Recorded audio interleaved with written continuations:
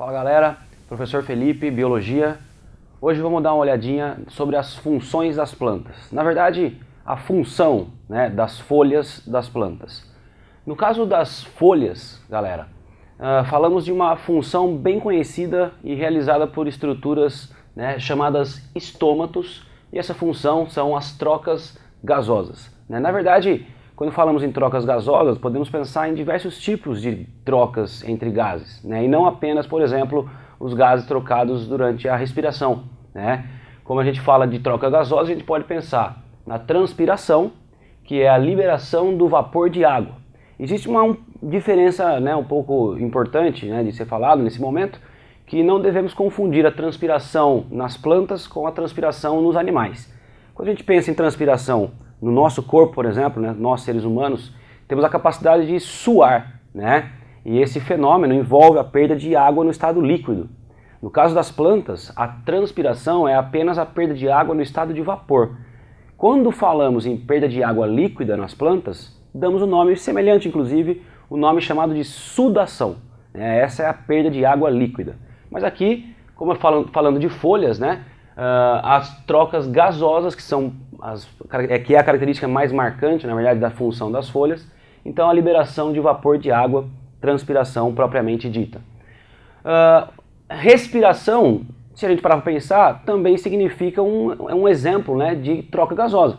Afinal de contas, a respiração nada mais é que a liberação do gás carbônico, resíduo do processo de respiração aeróbica lá nas células, lá na mitocôndria das células, e a absorção do gás oxigênio. Exatamente o mesmo gás que nós respiramos e que todos os seres aeróbicos respiram, as plantas também utilizam para o processo de respiração aeróbica e, portanto, manutenção da vida, produção de energia, ATP e tudo mais. E por incrível que pareça, muita gente esquece de falar sobre a fotossíntese. Mas sim, a fotossíntese também é um exemplo de troca gasosa. Claro que a troca que ocorre na fotossíntese é a liberação de oxigênio e a absorção de gás carbônico. Exatamente o inverso do que acontece na respiração. Porém, logicamente, quando a gente fala de fotossíntese, a gente é obrigado a lembrar também que isso não se limita apenas à liberação e absorção de alguns gases. A fotossíntese ela vai um pouco além.